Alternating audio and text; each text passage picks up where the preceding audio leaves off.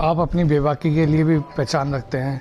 किसान आंदोलन को लेकर अभी आपने ताज़ा राय दी है, तो सर क्या मानना है कि कहाँ पर कमी है, कैसे क्या? नहीं, ये इसमें बातचीत मेरा ख्याल है जल्दी हल हो जाएगा। नहीं, आपका क्या मानना है कि जैसे प्रधानमंत्री से आपकी बात हुई है, क्या मानना है? सब अपनी अपनी जगह ठीक हैं और बहुत दूरी नहीं है, निपट सकता है ये।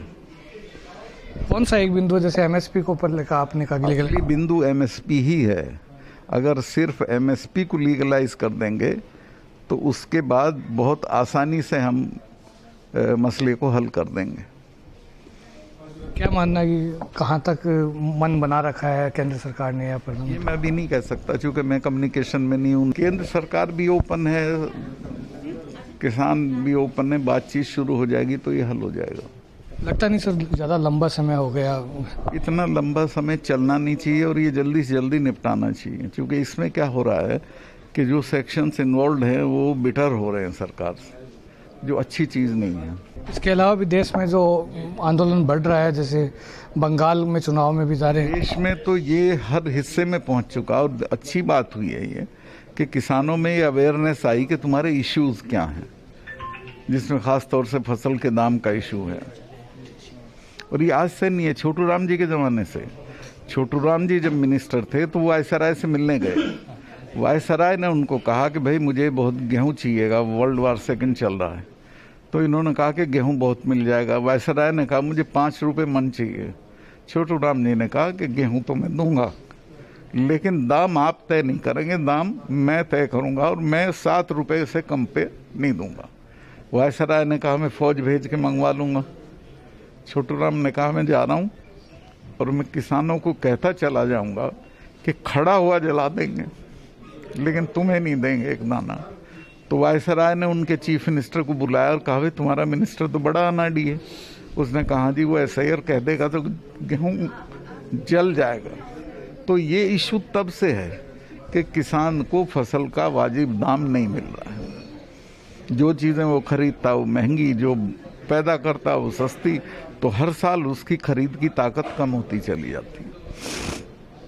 आपको लगता है कि बिना समझौते सरकार किसान पीछे हटेंगे? ये तो हटने वाली चीज ही नहीं है। सरदार तो मुगलों से 300 साल लड़ गए थे, तब भी नहीं हटे थे। गुरु महाराज के 4 बेटे मर गए थे, फिर भी लड़ रहा था ना। ये नहीं हटेंगे, नए हटने के लिए आए और नए हमारे वाले हटेंगे। और अब इनको पहले जो इनमें दूरी थी, डिस्टेंस थी, वो खत्म हो गई है। जाट जाट सिख सब यूनाइट हो गए हैं और अब और जातियों में भी, किसान जातियों में फैल रहा है पूरे प्रदेश में। क्या मध्य प्रदेश से मुझे फोन आया, उन्होंने कहा जी हम आ नहीं पा रहे हैं लेकिन हम इनके साथ हैं। तो क्या मानते हैं यदि आपको आगे किया जाए किसानों की तरफ से? मैं कॉन्स्टिट्यूशनल पोस्ट पे हूँ, मैं इसमें बिचौलिएपन का काम नहीं कर सकता हूँ। मैं मशवरा दे सकता हूँ, जो मेरे असर के किसान नेता हैं उनको समझा सकता हूँ, सरकार के लोगों को बता सकता हूँ कि ऐसा कर लो। उतना ही रोल है मेरा, ज़्यादा नहीं है। लेकिन कहीं ना कहीं आत्मा में तकलीफ आती होगी, किसान सड़कों पर है। भाई मेरी आत्मा में जो सबसे बड़ी तकलीफ है वो ये है कि अगर कुतिया भी मर जाती है तो हमारे नेताओं का शोक संदेश आता है उसके लिए, और 250 किसान मर गए, कोई बोला नहीं है। बोलना चाहिए था उनके लिए।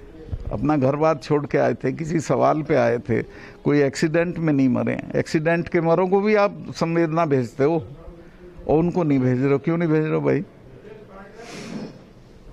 ये थे हमारे साथ सतपाल मलिक, जिन्होंने कहा कि रास्ता जल्द ही आएगा और किसानों की जो मांग है वो सरकार भी मानेगी और वो जहाँ जहाँ उनको बोलना चाहिए मर्यादा में रहते हुए, वो वहाँ वहाँ किसानों की आवाज़ उठाएंगे। संदीप केडिया, जी मीडिया, झुंझुनू।